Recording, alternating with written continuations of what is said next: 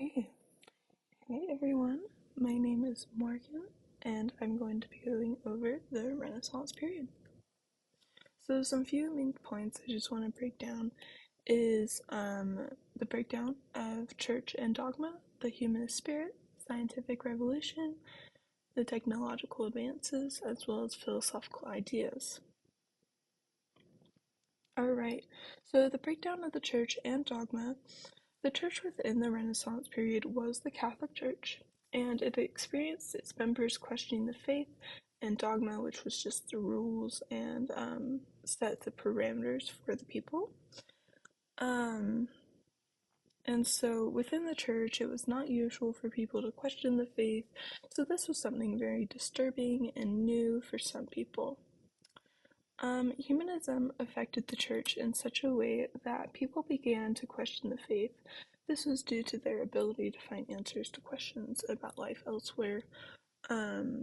This was really how the breakdown of the church really started, was with humanism.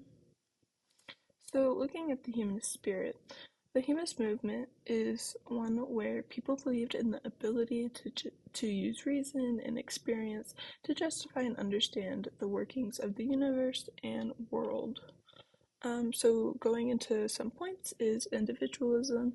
This really emphasizes the importance and value that an individual has. This really showed how much potential there was for people. And within personal religion, this was where people began to seek their own relationship with God and start forming their own belief systems and really breaking away from the church and dogma.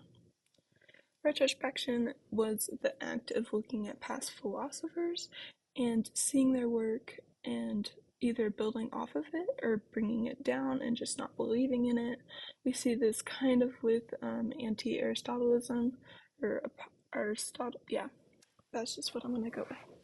Um, and because Aristotle's beliefs were pushed onto everyone else's, much like the church and dogma, people tend to really turn away from that idea. Okay, looking at technological advances and the scientific revolution, we see geocentric theory go into heliocentric theory. This was where,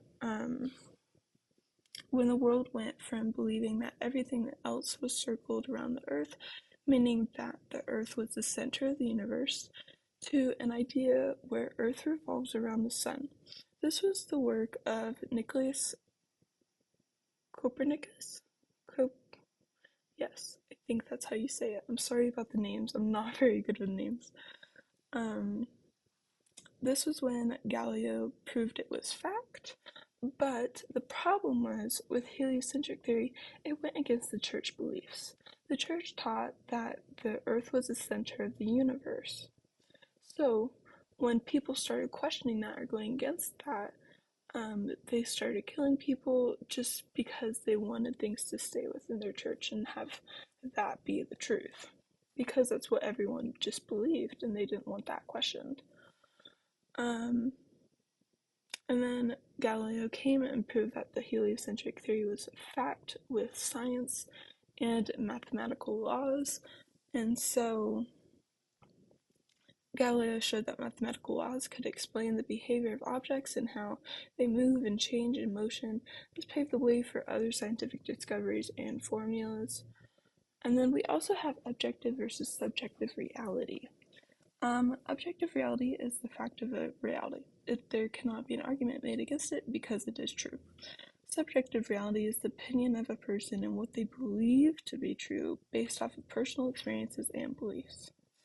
And science should improve the world as well as be based on induction. Induction is basically where you just see things, it's observation, so science should be observable, and that's how you get the truth of it, is through you see it.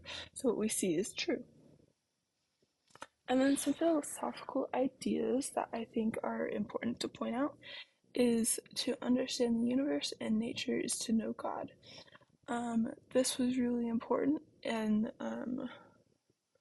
religion and people kind of breaking away from the church and dogma, and by this I mean Catholic Church, And so this really shows the direction people were moving and how they were thinking.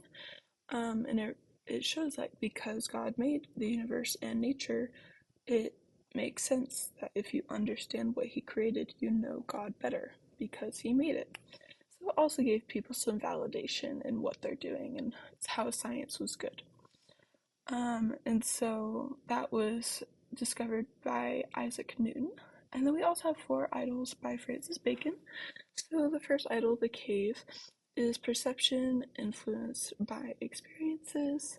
And this was essentially just the idea of knowing things, or having an idea of things based off of your experiences and your education and what you believe. And then within the tribe idol, it's perception due to imagination or hope. So what we hope to be true, what we hope to happen. So I feel like this really ties into the idea of subjective reality.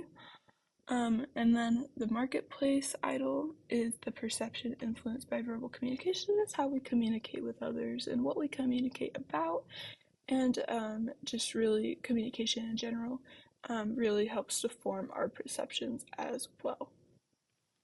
And then we have the theater biases, which is or theater idol, and then its biases about viewpoints with no type of validation. So believing in a philosophical idea or whatever point it is, just no type of validation to that or proof.